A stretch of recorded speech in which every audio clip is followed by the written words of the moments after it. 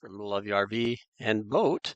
So I'm back with part one of my review of the new Bluetti AC240 portable power station.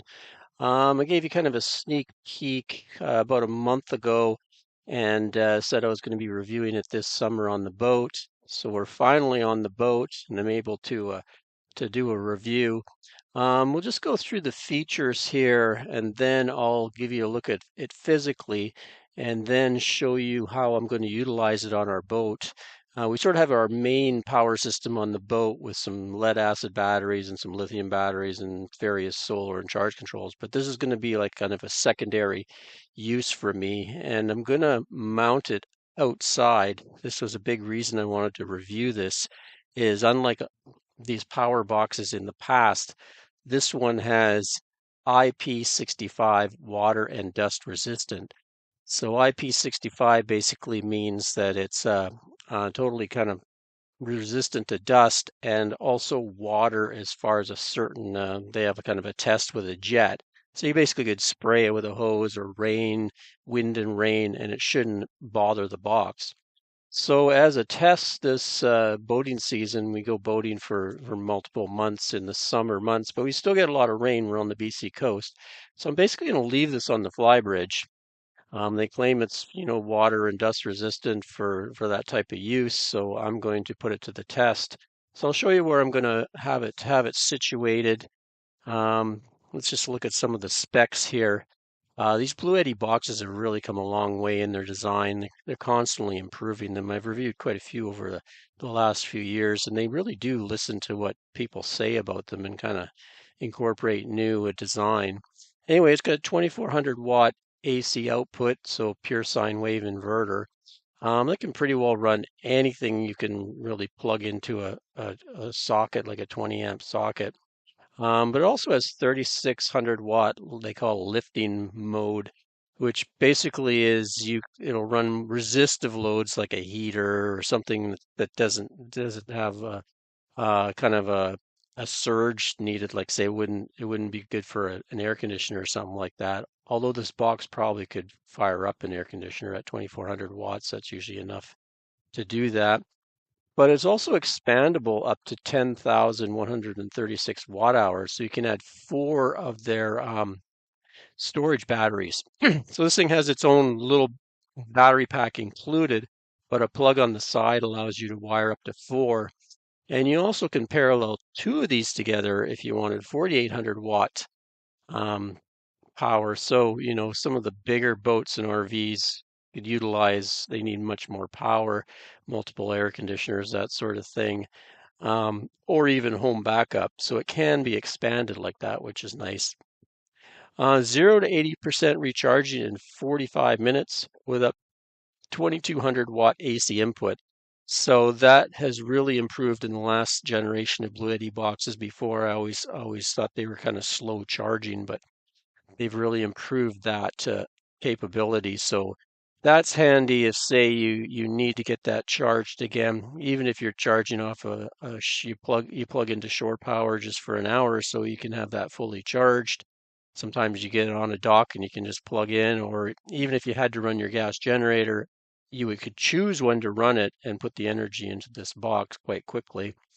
Max solar input 1200 watts, which is good. They keep improving that. It used to be 700 watts, 800 watts, 900. Now it's up to 12. Smart control and monitor with Bluetooth app, Bluetooth or Wi-Fi. So with the Wi-Fi capability, that means you can basically monitor it from anywhere. You can hook it into a Wi-Fi, your Wi-Fi. Say we have Starlink, so I could hook it through Starlink, and then with my phone anywhere, I can check on it or control it. And then seamless UPS in 15 milliseconds, which is pretty fast.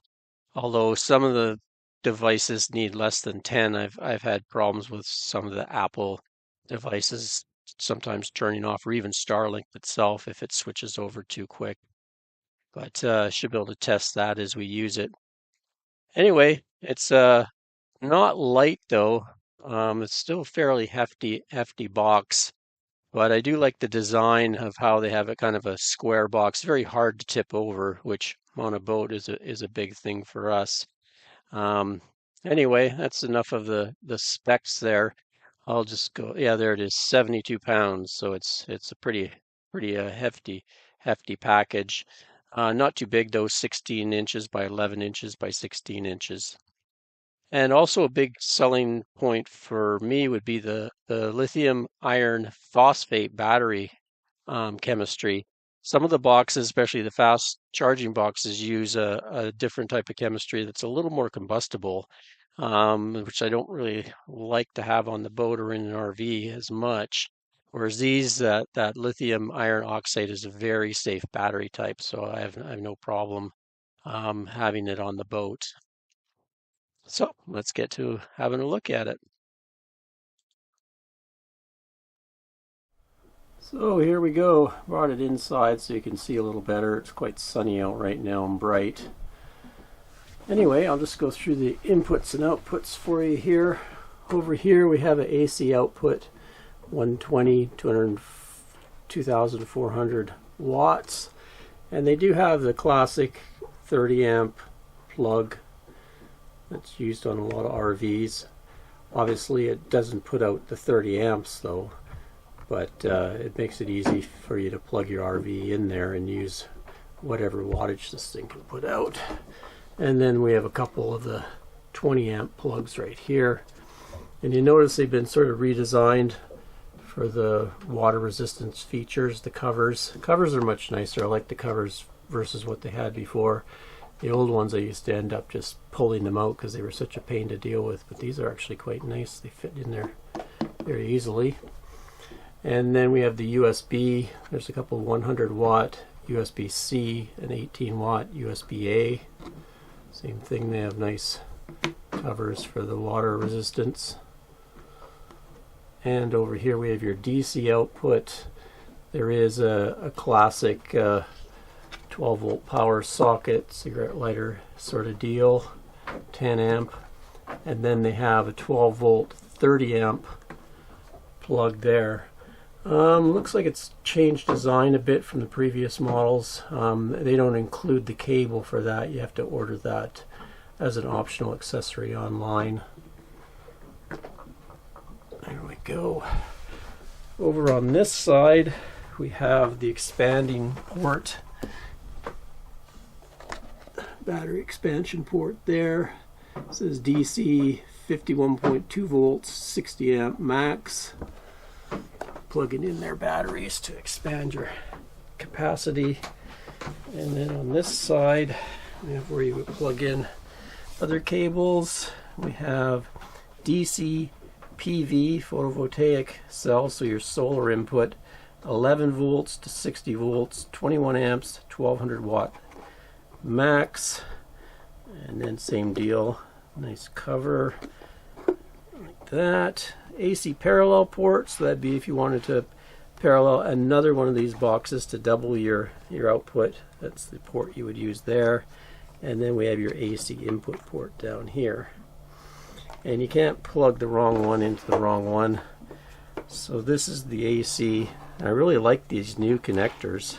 They used to screw on. These are more just a spring clip deal. And you just have to go and you kind of push them on. Just like that. Just push into place. Nice secure connection. And they also have one for the solar there. And inside here, I can see down in there, there's an orange rubber O-ring also for weather resistance. And your classic MC4 connectors. And then they also have a car charger, so you could plug that into here because it's above 11 volts. So if you plug that into a socket on your vehicle, it would slowly charge the box as well.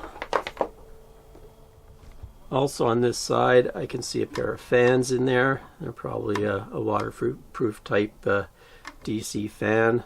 So they suck in from the other side and blow through here.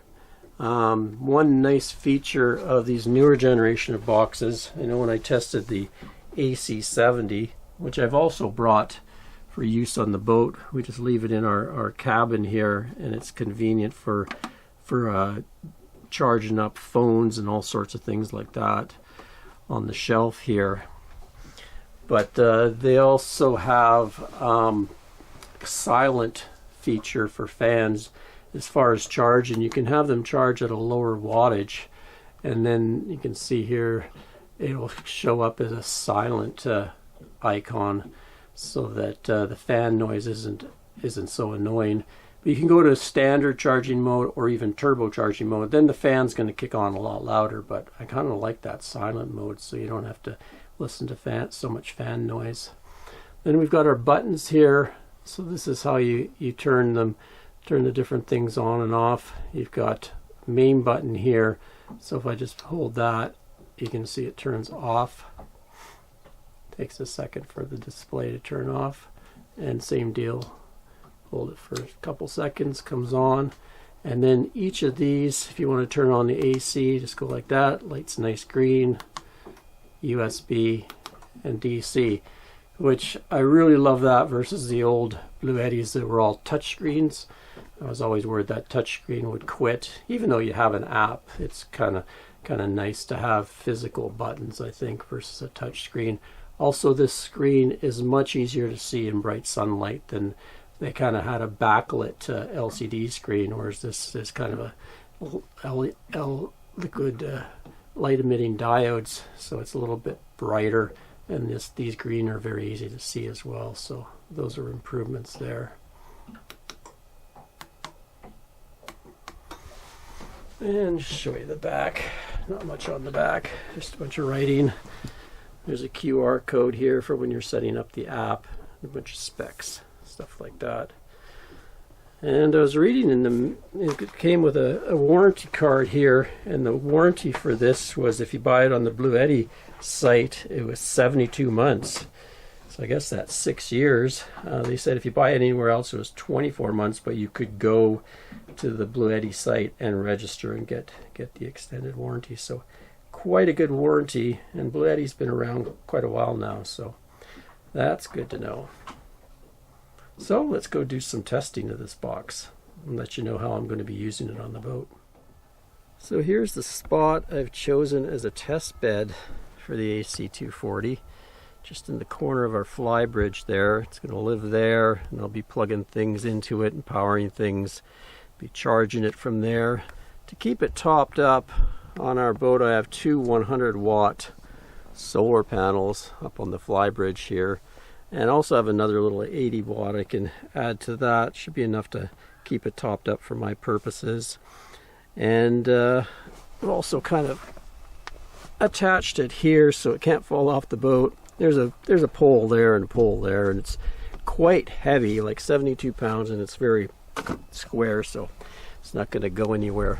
But I figure that'll keep it exposed to the elements and that sort of thing, so we'll get a true test of its outdoor ability as we cruise the BC coast.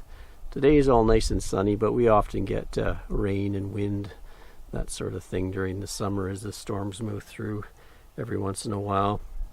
So anyway, let's go through. Of course, I can just plug anything I need to plug in there as far as something that needs a regular household plug, or if I want to charge anything through USB, or there's a couple 12-volt outlets too. So there'll be all kinds of different things I can use there. But I'll just go through and show you different things I'm going to use so you get an idea what it's going to be powering over this couple month test. Another way I use the AC240 is to top up the batteries in my boat. So all I do is take the normal shore power cord I have for my boat, and I plug it into the AC output, turn it on, and I can transfer energy out of this box down into my boat batteries. I have a charger down there, and I can actually adjust the charging. So right now I just have it charging at 15 amps, and it's also down there I have an inverter with a transfer switch, so it's also running the AC loads, and that allows those batteries to get charged up by the box. And I do have a bit of solar going down to them as well. So say in a scenario I've got this fully charged, just sitting up here at 100%. It's a nice way to kind of utilize that power. And in the meantime, my solar panels will still be putting power back into the box. A couple other things I use the box up here for is, say, right now I'm just charging this battery. It's part of my portable pressure washer there. I have a couple batteries, so it's a convenient way. I can just pop it into the charger here, the AC output. I also have out of the USB, I have my Reolink camera. It's kind of a security camera. It takes a really nice picture of the back of the boat at all times, motion detection, that sort of thing. But its onboard battery will last about 5 to 7 days. So every once in a while I just have to plug it in to recharge it. So having the box here is very convenient for that. So you can see here on the app right now I have AC output 389 watts. The DC 12 watts is going into that little camera. And then our 200 watts of solar is still giving us 56 watts. So I have 73% there, so I can just monitor this and kind of just let it run down a bit and do those tasks and help charge my boat batteries, and then we can turn that off and let it get recouped by the solar. Another way I use this Bluetti on the boat is for making hot water, for taking showers and doing dishes. In an RV we have propane systems that run our water heater. On the boat, the water heater either gets power from shore power, 120 volt power, plug-in power, or when we run the engine, there's a heat exchanger that takes engine coolant and runs through there and heats it up. So when we arrive at an anchorage like this, we can have hot water. But say we've been here a few days and we want to take showers, well, we can utilize this. So if this is just sitting here and the solar panels are slowly filling it up, so right now it's at 99% full, the battery in there is big enough that I'll be able to run my water heater cycle. I think it takes around a half an hour to heat water, which is, I think it's a 1400 to 1500 watt draw, and there should be enough battery capacity in here to allow a cycle to happen, which is nice. I could use my gas generator to do that, but you're in a nice anchorage, it's nice and peaceful. Last thing you want to do is have a generator running. And also I could choose when I want to run the generator. I could run my gas generator, fill this battery up, and then anytime I like, turn on the water heater. So let's just go downstairs and show you how I turn on the water heater. Use the app and flick on our water heater to make some hot water for our showers. Okay, so on the app I've just turned on the AC power, and all I got to do is flick on the water heater. It's going to be the only thing in the circuit, so we'll flick that on. Water heater, and we should start to see something here. There we go. So you can see the draw on there is 1.4 kilowatt. Yeah, 1348 watts, 120 volt. So I'm just going to let that go until my water is hot, and we'll see how much of a drawdown it takes out of the battery. Shouldn't be too bad. I'm guesstimating this will probably drop down to around 40%, just as a wild guess, but we'll see. I'll come back when the water's heated and let you know. We are getting a little bit of solar coming in at the same time.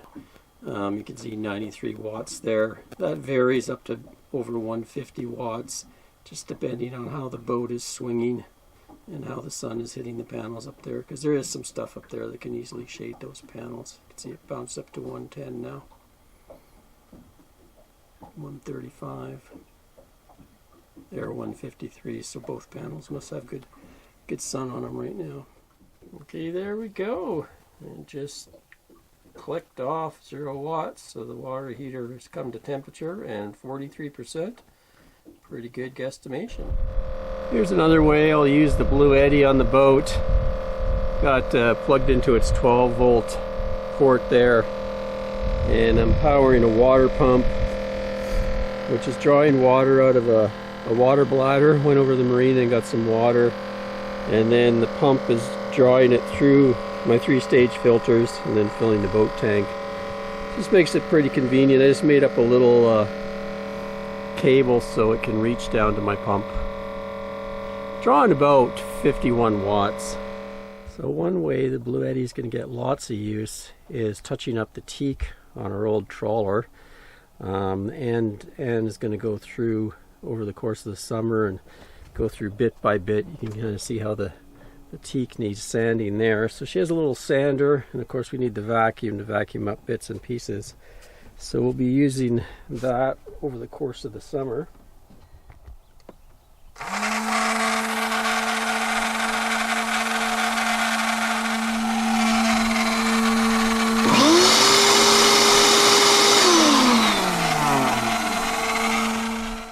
So there you go, that's part one. In a couple months I'll come back with part two and let you know how it's performed.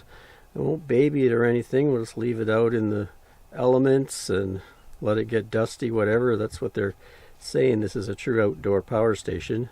And let you know how it worked out. Till next time, Ray from Love Your RV and Boat. Thanks for watching, people. Cheers, guys.